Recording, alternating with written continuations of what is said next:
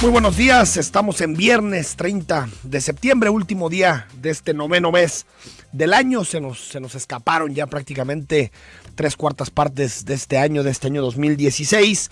Y bueno, comenzar platicando con ustedes, comentando algunos de los temas del día. En unos minutos más tendremos un invitado para hablar sobre un asunto fundamental para la ciudad, pero que de pronto se encuentra invisibilizado por otro tipo de debates que tenemos, que es el asunto de la migración. En cualquier momento estará con nosotros el doctor Eduardo González. Él es profesor del Tecnológico de Monterrey y una de las voces más autorizadas que hay en esta ciudad para hablar de temas migratorios. Pero antes de comenzar, ayer un anuncio, pues no sé si ponerle el nombre de histórico. De pronto hay que tener cuidado cuando utilizamos este tipo de adjetivos. Ayer un anuncio que hicieron los alcaldes de Guadalajara y Zapopan, en particular Enrique Alfaro y Pablo Lemus, en el asunto de este programa metropolitano, este programa intermunicipal de bacheo. Comenzará un programa muy ambicioso, son una inversión de poco más de 3,000 millones de pesos, la inversión que tienen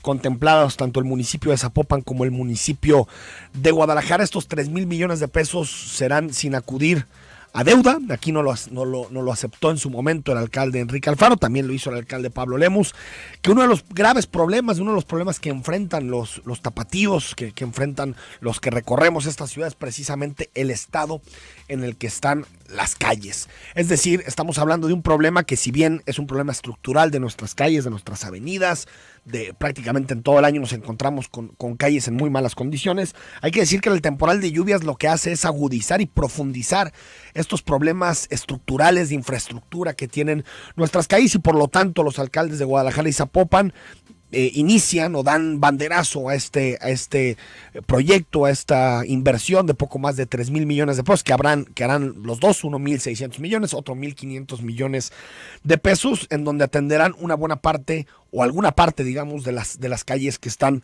en mal estado. El asunto yo creo que va más allá de eso.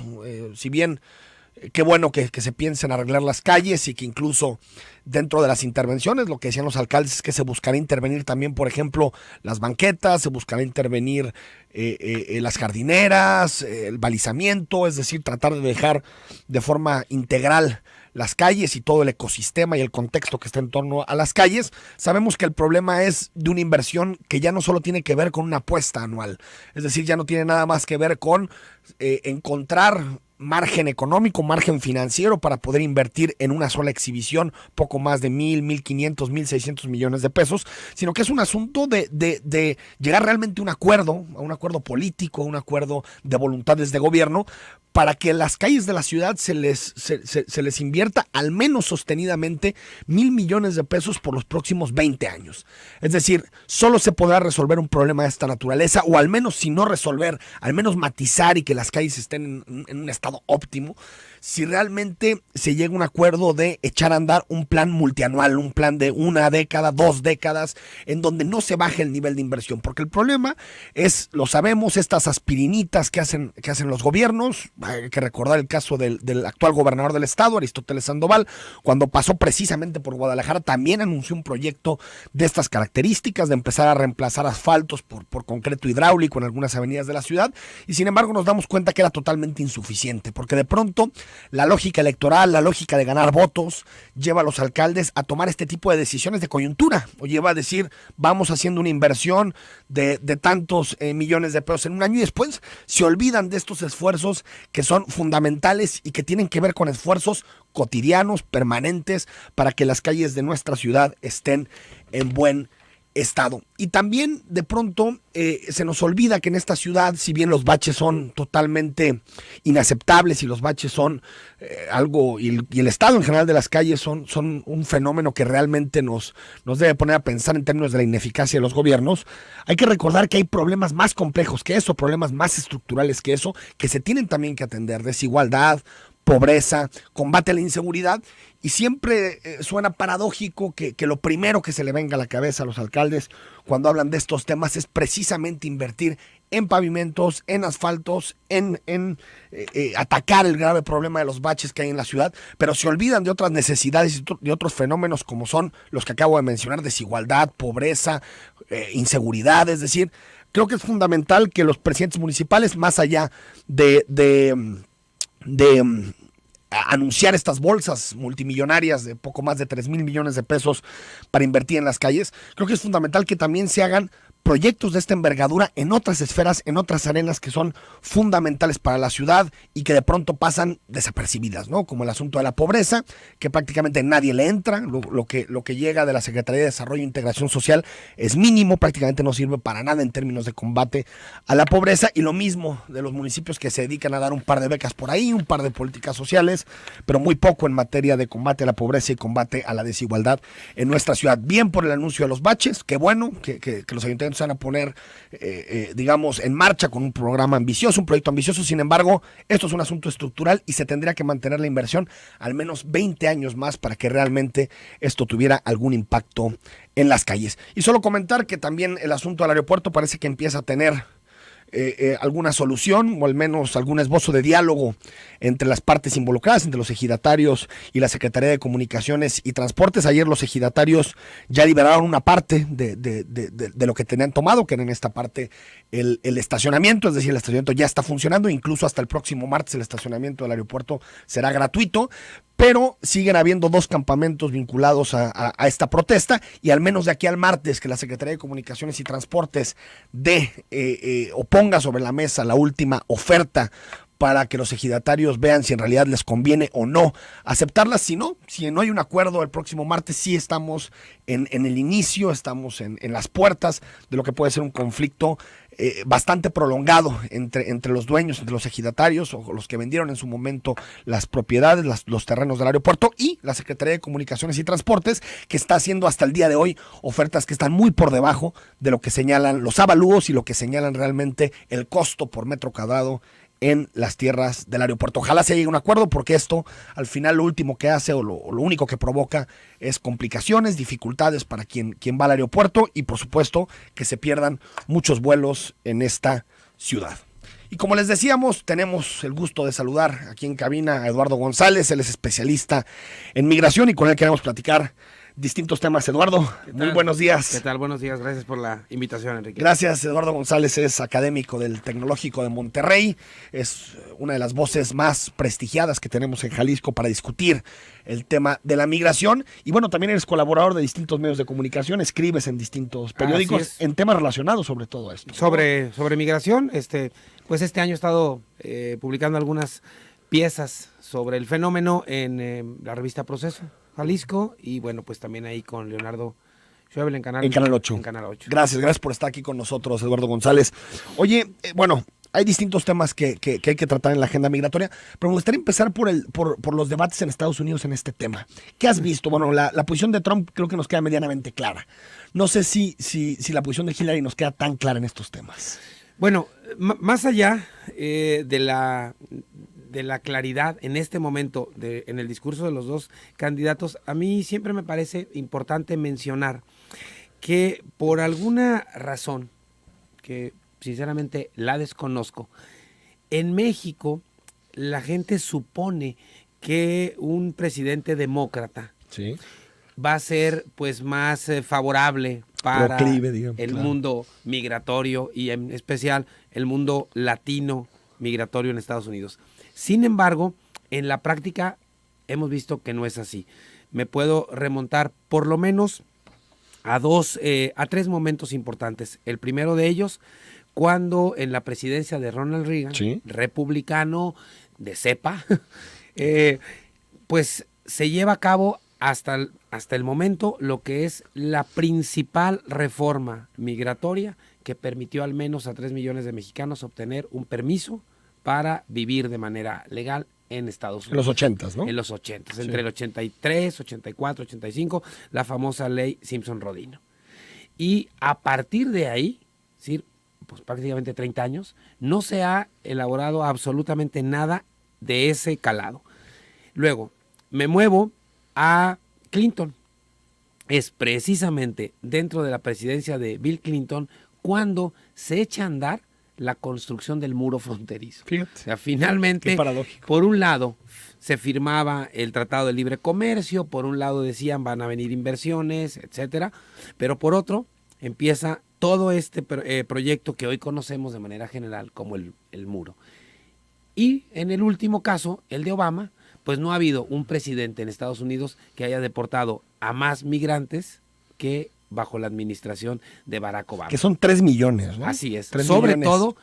todo en su primer periodo. Ya, también hay que decirlo, a partir del segundo periodo las deportaciones bajaron de manera importante, pero sin embargo, podemos darnos cuenta como 3 de los presidentes más importantes de los últimos años en Estados Unidos, un republicano y 2 demócratas, quienes han hecho más por aligerar la presencia de los migrantes en Estados Unidos, es precisamente un republicano y no los demócratas. Con esto no quiero decir, desde luego, que en caso de que Trump llegue a la presidencia, pues las cosas serán similares a las que se vivieron con Ronald Reagan. Bush hijo, al menos en sus primeros años de administración, tenía una actitud bastante favorable en el tema. Sí, ¿no? también hay que mencionarlo, que con aquella, recordarás, famosa enchilada completa, en realidad lo que vivimos fue que junto con el derrumbe de las Torres Gemelas se derrumbaron todas esas pláticas que ya se venían dando entre Vicente Fox y George Bush hijo,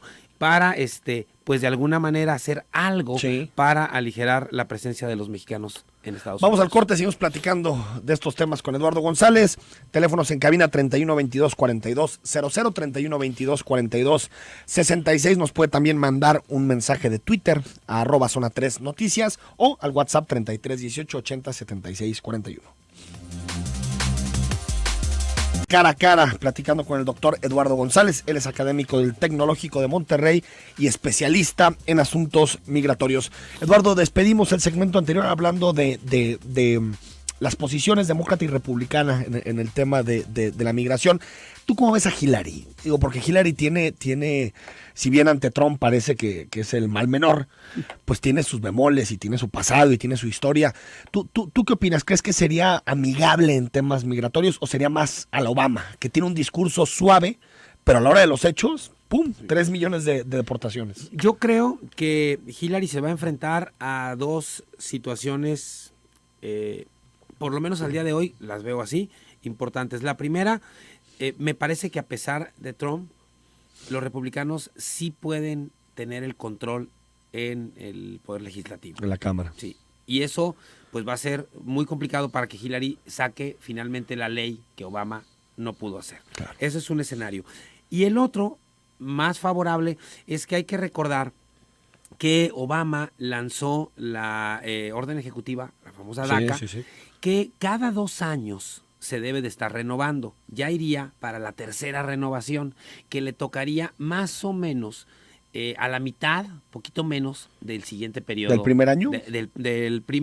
A finales del primer año, principios del segundo, le tocaría renovar. Me parece que si Hillary lo hace, porque tiene la facultad además, estaría también llevando más votos a su canasta para una futura reelección.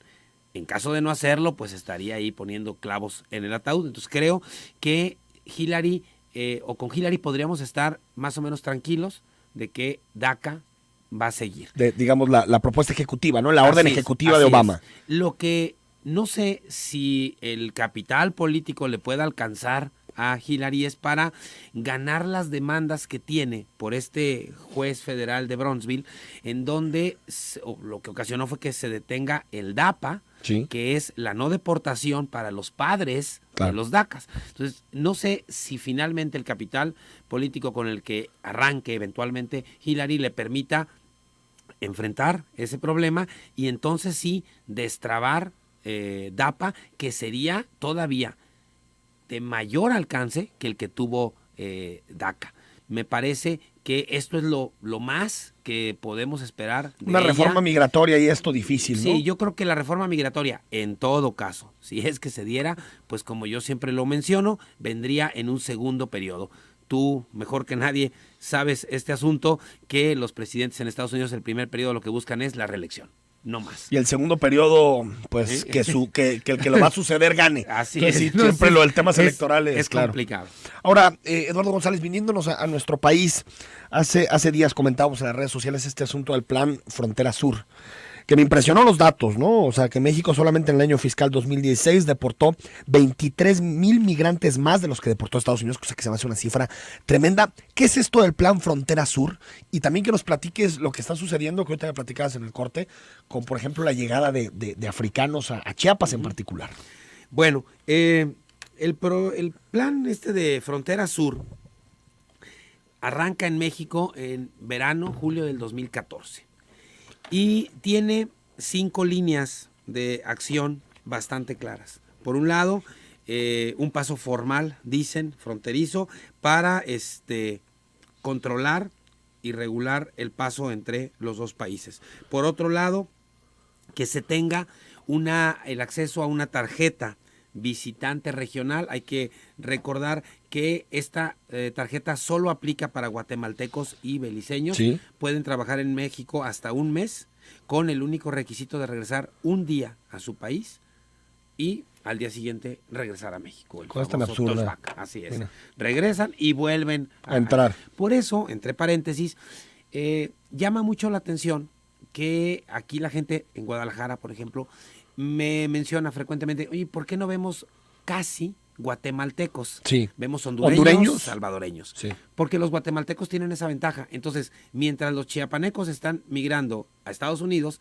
las fuentes de trabajo que están dejando, en el campo sobre todo, son ocupadas por guatemaltecos. Entonces, guatemaltecos y beliceños, Entonces, finalmente ellos se ven en una obligatoriedad menor de ir a Estados Unidos si tienen el trabajo pues ahí cruzando. O al menos temporal, ¿no? Por lo menos temporal, así es. Y otro asunto importante era, decían ellos, la protección social de los migrantes, que hubiera una corresponsabilidad regional entre México y los países y una coordinación interinstitucional. Esto es lo que en el papel se decía. En realidad, esto es muy complicado de llevar a cabo, incluso pensando en que sí es de manera legítima sí, este plan y sí buscan la protección de los migrantes y regular este paso. ¿Por qué lo menciono? En Chiapas tenemos al menos 1,200 pasos ciegos. Es decir, solamente en el estado de Chiapas hay estos 1,200 lugares por los cuales los centroamericanos pueden pasar a México sin mayores restricciones, sin mayores dificultades ni físicas, ni policíacas, militares. Como por tu etcétera. casa. Así es. Entonces, bueno, esto hace verdaderamente muy complicado que un plan como el que están lanzando con estas líneas de acción pueda tener resultados. Así claro. es. Por otro lado, lo que vemos en contraparte al discurso gubernamental son las prácticas, lo mencionabas ahorita, de deportaciones masivas de centroamericanos a sus países de origen. México se ha convertido ya en este momento en un país que tiene mayores niveles de deportación que los que aparecen en la segunda parte del gobierno de Obama. Es tremenda esa cifra, es tremenda. El gobierno de Peña Nieto deporta más que el de Obama, que es mundialmente conocido por ser el gobierno deportador. Y finalmente el trato fue, pues depórtamelos desde el sur, ¿para qué? Para que fíjate, que lleguen hasta el que norte. Es una especie como de extensión de la frontera norte de México. Claro. O sea, que Estados Unidos extiende su amplitud y su dominio de la frontera al sur. Que es lo que llamamos la externalidad de las fronteras. Exacto. Finalmente se lleva esta frontera norte hasta nuestro límite sur, en donde pues la policía, los soldados, la Marina, el Instituto Nacional de Migración, de manera sistemática, pues están deteniéndolos y los expulsan. Pero además hay que mencionar que esto tiene otra arista, porque ni siquiera es que estén haciendo ese trabajo de manera correcta. Claro. Me decía apenas antier un migrante que entrevisté en las vías, me mostraba su pasaporte de Honduras, que no tiene la visa mexicana, y me decía, pero no hay ningún problema cuando yo llego a México y en cada uno de los retenes migratorios, pues ya sabemos que hay que poner un billete de 200 pesos, lo abre el visa, pues los toma y dice, adelante. Ahí está tu visa. Ahí está tu visa. Las 200 pesos. Ni siquiera en el plan de que efectivamente eso quisieran hacer, lo están haciendo correctamente, porque de todas maneras sigue habiendo un flujo centroamericano muy alto. Pero lo que provoca Eduardo González, doctor Eduardo González, especialista del TEC de Monterrey, lo que provoca es violación a los derechos humanos de los migrantes, extorsiones a los migrantes. Es decir, este tipo de plan lo que hace es enriquecer a una burocracia corrupta, claro. Pero al mismo tiempo, como tú dices, no tiene ninguna eficacia en materia de ordenar el flujo migratorio. O sea, ni lo ordenan, ni lo hacen más humano. Y por otro lado, en la medida, y esto lo hemos dicho desde hace muchísimos años, en la medida en que las políticas de México sean más en contra de los migrantes, lo único que hacen es orillarlos a que recorran zonas mucho más violentas, controladas por el crimen organizado, en donde sigue habiendo la presencia de cárteles de la droga, beneficiándose del tráfico de personas. Y esto no solo lo vemos en Chiapas, lo vemos en la misma frontera norte, en donde grupos de diferentes organizaciones criminales cobran al menos $100 por permitir que los migrantes crucen por zonas seguras, sea en la frontera con Chihuahua o con Sonora. Vamos al corte, Eduardo González, y al regresar también platicamos, de este asunto que dejamos de los africanos, que es un tema fundamental, y también de las contradicciones, como Peña Nieto va a Naciones Unidas y se la pasa hablando de los migrantes en su discurso ante la Asamblea General, y después nos damos cuenta de que está aplicando en realidad un proyecto, un programa que viola cualquier tipo de concepción de los derechos humanos. Vamos al corte.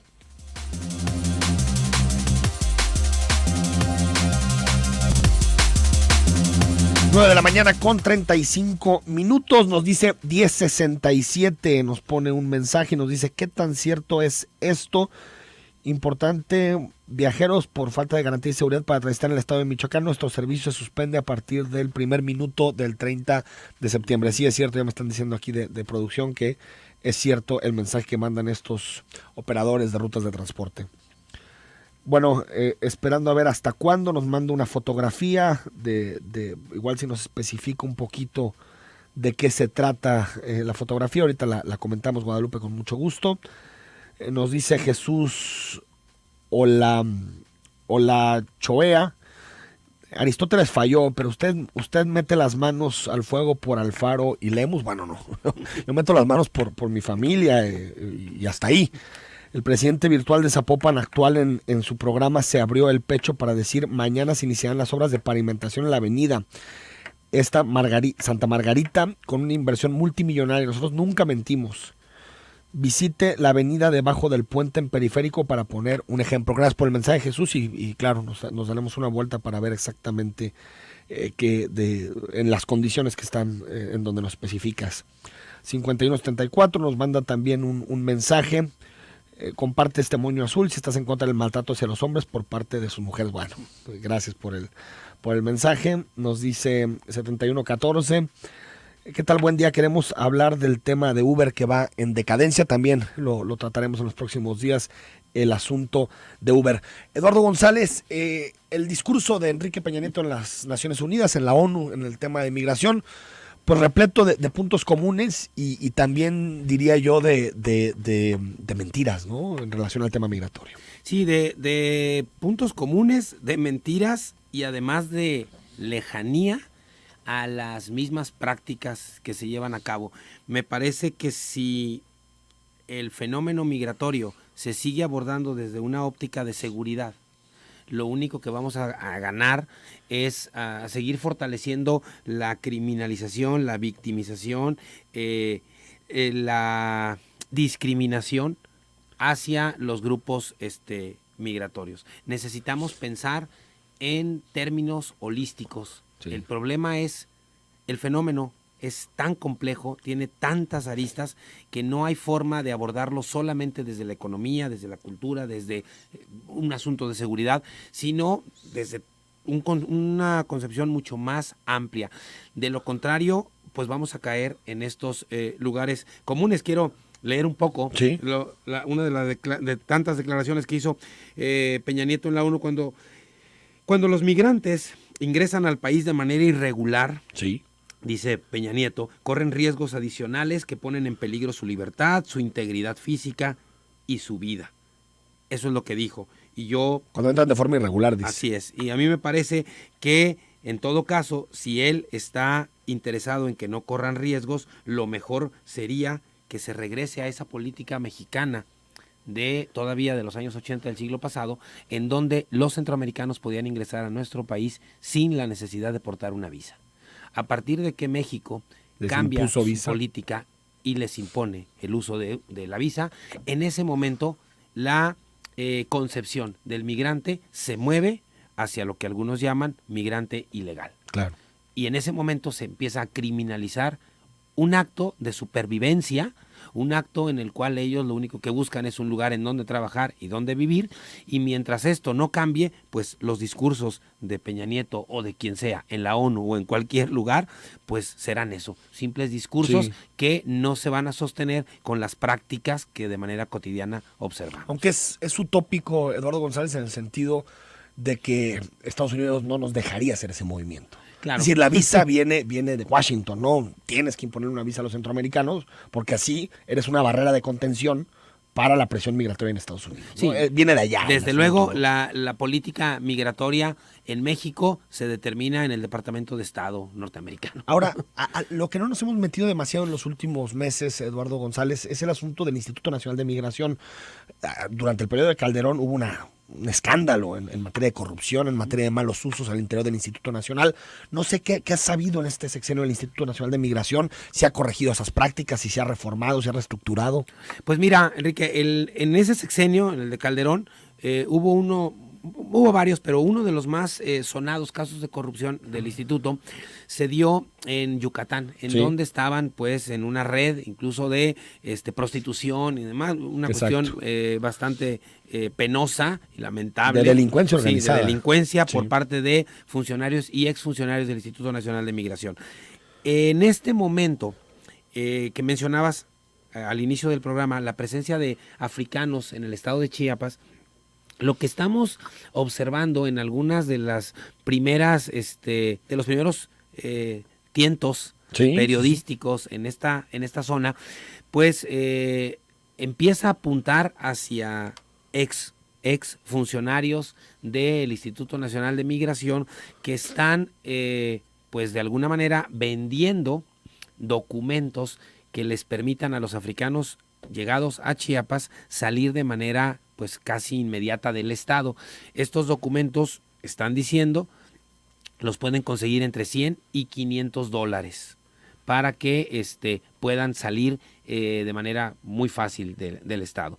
Y sí se habla, dicho incluso por gente del Instituto Nacional de Migración, que habría exfuncionarios en esta red. ¿Cómo en esta red? Pero también se empieza a hablar de que podría haber algunos miembros de los Zetas e incluso del cártel Jalisco Nueva Generación. Es decir, el negocio de la migración sin papeles, entre comillas, pues sigue siendo muy redituable, y ahorita estamos viendo cómo en Chiapas, según el mismo Instituto Nacional de Migración, a lo largo del año habían llegado alrededor de 8,000 africanos, y en el último mes, en las últimas 5 semanas, ellos están reportando al menos 12,000 africanos. ¿En las últimas 5 semanas? En las últimas 5 semanas, en Chiapas.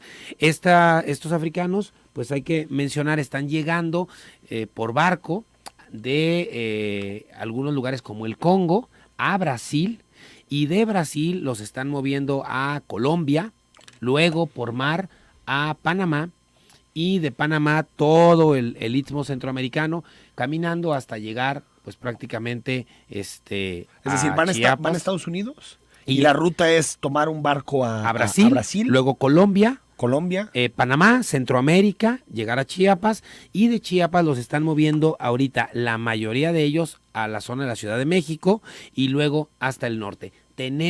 Podemos cruzar esa información, tenemos reportes muy amplios de lo que se está viviendo, por ejemplo, en Tijuana, en donde no solamente se tiene presencia de algunos africanos ya, sino de muchísimos haitianos que están incluso pues ya acercándose a zonas que tradicionalmente eran zonas destinadas para recibir migrantes tanto mexicanos como centroamericanos, como es El Bordo o los varios desayunadores y albergues que hay en la ciudad, pues lo que nos están reportando la gente de Tijuana es que la presencia de haitianos y de africanos en esa ciudad va en aumento, pero también... ¿Que son deportaciones de Estados Unidos? ¿O son gente que van de Haití a Estados Unidos? Apenas están subiendo. Entonces, bueno, este fenómeno que estamos viendo en Chiapas, pues está repercutiendo de manera directa en nuestras ciudades fronterizas. Entonces, cuando nosotros vemos el tamaño y la complejidad del fenómeno migratorio en México, que se da por diferentes direcciones y con diferentes poblaciones, nos damos cuenta el poco interés que existe por el Instituto Nacional de Migración, que además hay que decirlo, para el tamaño del fenómeno es muy pequeñito. Sí. Yo he insistido en muchísimos foros que urge la creación de una Secretaría de Estado que se dedique al fenómeno migratorio, que atienda el fenómeno migratorio como pasa con el Ministerio de Migración en Francia, por ejemplo. Y también, ahí está el asunto gubernamental, y no sé, Eduardo González, si también presión de la ciudadanía para que este tipo de temas realmente estén en el debate público, en el debate político, porque uno enfrenta campañas, ve desplegados. El tema de la migración es como si no existiera. Así y está todos los días, lo vemos todos los días en nuestras calles. Claro, y no solamente pues no aparece, sino que pues a la gente cuando medianamente aparece en alguna encuesta como un tema de interés, pues lo vemos muy, muy lejano de seguridad, desempleo, pobreza, delincuencias. En realidad, el fenómeno migratorio para un país de migrantes como México, pues realmente el común de la ciudadanía ni siquiera lo tiene. Y es expulsor de tránsito y receptor. Receptor, y además... Jugamos en todas las líneas. Y receptor. Por ejemplo, la gente a veces supone que esto es solamente de gente sin papeles o gente que viene sin empleo. Lo mismo sucede con estadounidenses avecindados en Chapala, en donde ni siquiera el instituto sabe cuántos estadounidenses viven en nuestro país. Yo recuerdo cuando hice estas preguntas a la gente del instituto, la respuesta que obtenía era, pues son muchos. Bueno, no, supongo que me imagino, son muchos. Más de uno tal vez. Claro. Y entonces, ¿dónde están? Pues en las cámaras de comercio estadounidenses, en los clubes amigos del agua. Ahí es donde encuentras algunos registros que te pueden dar pista de cuántos estadounidenses viven en Chapala o en San Miguel Allende, en Guanajuato. Pero la autoridad mexicana, pues si realmente el estadounidense cuando entra a nuestro país no le piden absolutamente nada. Entonces llega a nuestro país, se pone a vivir aquí. Ni siquiera lo cuantifica. Así es. Claro. A ese punto iba. No sabemos ni siquiera cuántos son. Vamos al corte, estamos con el doctor Eduardo González. Regresamos para hablar de la migración en Jalisco, que también es un tema fundamental.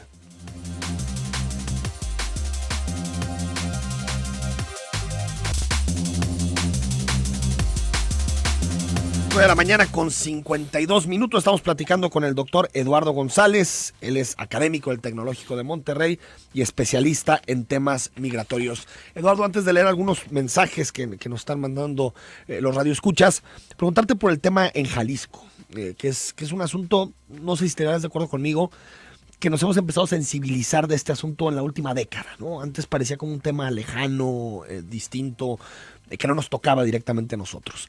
¿Cómo estamos? ¿Cómo ha reaccionado el gobierno de Jalisco en el tema migratorio? ¿Y qué viven los migrantes cuando pasan por nuestras tierras, por las vías, por Guadalajara? Sí, aquí rápidamente mencionar, en principio, que hace 10 años aproximadamente, la ruta menos peligrosa, que sigue siendo el occidente, no generaba que las miradas voltearan hacia acá. Claro. Entonces teníamos albergues, teníamos apoyo para migrantes en Chiapas, en Veracruz, en Oaxaca, en Saltillo, en Sonora. Pero parecía que en el occidente Jalisco, pues iban más todo o menos estaba quieto, en calma. Así es. Claro. Empezó a crecer el fenómeno, la violencia se empezó a recrudecer, la urgencia y las necesidades de los migrantes. Y hoy, me muevo hasta el presente, podemos decir que, por un lado, sin negar que sigue habiendo un rechazo importante, significativo de una parte de la sociedad hacia los migrantes, también hay que decir que hay proyectos ya más que consolidados, trabajando muy a favor de los migrantes en nuestra ciudad. Menciono al menos dos. Uno, pues el de FM4, Paso Libre, ahí en la calle de Quevedo y Agustín Yáñez, cerca de las vías, que es un lugar de ayuda donde pueden obtener alimentos, pasar un rato, pueden llegar hasta 5 días a pedir alimento. Y por otro lado, y que hay que mencionar, el gobierno del estado, a propósito de tu pregunta, les dio en comodato esta enorme bodega, sí, en donde hoy no solamente tienen zona de alimentos y de descanso, sino que yo acabo de estar hace 2 días ahí, se está construyendo una zona ya para que puedan dormir los migrantes. Qué bueno que reaccionaron así, pero tarde. Sí, porque desde luego. En su momento tuvieron que cambiar de sede por amenazas, y además, criminales. Cuando me preguntan esto, yo siempre recuerdo aquella lamentable declaración del gobernador Aristóteles hace aproximadamente unos 3 años, donde llamaba a la población a denunciar donde había migrantes centroamericanos, porque decía el gobernador, se están metiendo a robar a las casas. Xenofóbico. Yo creo que eso fue muy lamentable. Y el otro proyecto muy consolidado ya es el de el padre Alberto en el Cerro del Cuatro, se llama el albergue El Refugio, que es hoy por hoy el único lugar en Guadalajara en donde los migrantes pueden dormir, desayunar, comer, cenar y dormir hasta por 3 días. Si el migrante llega con alguna herida, si el migrante llega con algún problema un poco más complicado, el padre permite que duerman pues más días. También Alberto les ayuda a obtener algún tipo de empleo.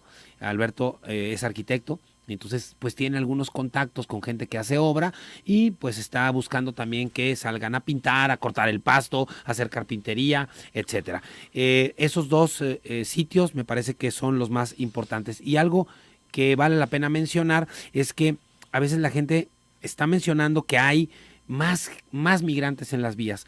Lo que estamos viendo en las vías es muy importante que la gente entienda.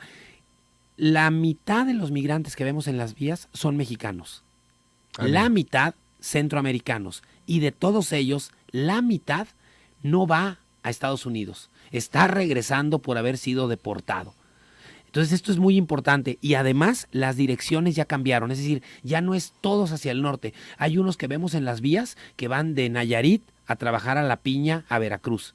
Gente que vemos en las vías que van de Oaxaca a trabajar a Nayarit o a Sinaloa. Es decir, ya la ruta no es, la dirección no es solo sur-norte, ya también es norte-sur, este-oeste, de mexicanos y de centroamericanos, unos deportados y otros apenas en busca de llegar a Estados Unidos. Es decir, la mitad más o menos que nos encontramos en las vías no necesariamente son migrantes centroamericanos. No, la mitad, el último reporte que se publicó sobre esto nos muestra que la mitad son mexicanos. Que están que a veces la gente proceso. Dice, es que el que vive en las vías, ese no es centroamericano, y es como si no es centroamericano, entonces no hay que ayudarlo, no hay que ayudarlo, no es persona. Pues es que efectivamente la mitad ya son mexicanos. ¿Tú cómo ves la respuesta, Eduardo, de las familias mexicanas, de la forma en que interactuamos con los migrantes, de las familias tapatías? Yo de pronto noto algunas reacciones poco humanas, por decirlo de alguna forma. Algunas colonias que se han manifestado, hay que recordar, no vale la pena ni nombrarlas porque creo que no expresan el sentimiento común de todos los que habitan esa colonia, pero no sé si nos hace falta más sensibilidad y entender que esto es un asunto de humanidad. O sea, ya estamos hablando de que estamos conviviendo con personas humanas, más allá de su estatus migratorio, ¿no? Sí, a mí me parece que cuando la gente dice, bueno, ¿y qué podemos hacer para ayudarle a los migrantes? Yo siempre insisto en que lo que importa es, en principio, humanizar el trayecto. Si ya no tuvieron el derecho a no migrar, pues por lo menos que tengan el derecho a migrar y a tener un proceso más humano al momento de llegar a Porque lo que viven con los policías, lo que viven... Los policías los extorsionan en las vías, me lo han dicho los migrantes que les piden dinero, que les dicen que si quieren caminar por las vías tienen que pagar. La discriminación que sufren por parte de algunos vecinos.